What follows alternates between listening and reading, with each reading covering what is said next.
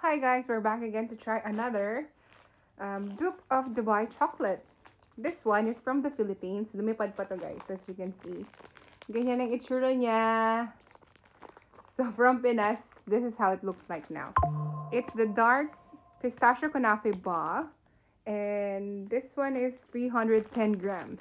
It's very thick, as you can see. Excited na ako. Ito yung ano pala. Ano kasi? Zuri Cravings. Ayan. Viral to siya sa TikTok. Kaya, nagpabali ako sa kapatid ko. Yes! Let's try it! Kapal! Ayaw magpabukas, guys.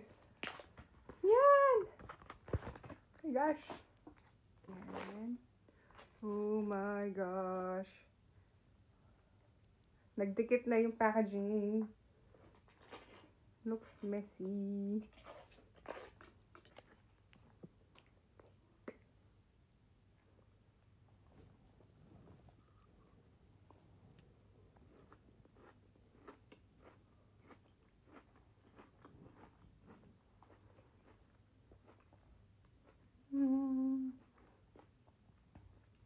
Hindi ganun katamis yung chocolate niya.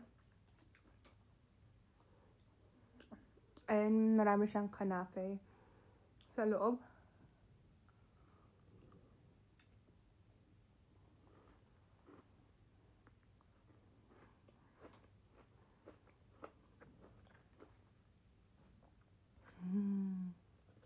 You have to try this, guys.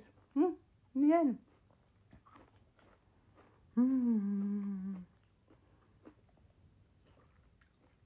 Masarap siya nakakaumoy kasi dark chocolate siya.